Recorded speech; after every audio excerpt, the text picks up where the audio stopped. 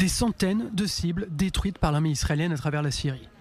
Les capacités militaires de l'ancien régime syrien sont très amoindries.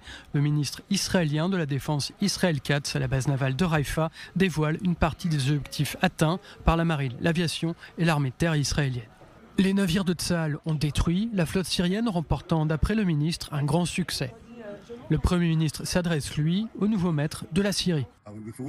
Si le nouveau régime en Syrie permet à l'Iran de s'établir dans leur pays ou autorise le transfert d'armes au Hezbollah, nous réagirons avec force et lui ferons payer un lourd tribut. Nous n'avons pas l'intention de nous ingérer dans les affaires intérieures de la Syrie, mais nous avons clairement l'intention de faire ce qui est nécessaire pour assurer notre sécurité. Dans ce cadre, j'ai autorisé l'armée de l'air à bombarder les intérêts militaires stratégiques abandonnés par l'armée syrienne afin qu'elle ne tombe pas aux mains des djihadistes.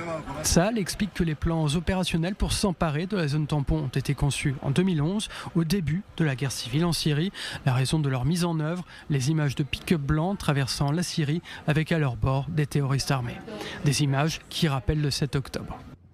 Selon des médias arabes, les attaques israéliennes d'hier ont visé des escadrons d'avions de chasse, des aéroports, des batteries de défense aérienne, des dépôts d'armes et de munitions, des centres de recherche scientifique et des missiles dans différentes provinces de la Syrie.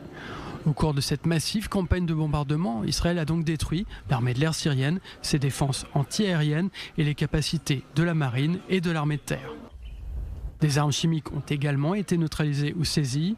Le nouveau pouvoir syrien est constitué de factions très différentes. Israël ne peut pas laisser des armes chimiques tomber entre de mauvaises mains.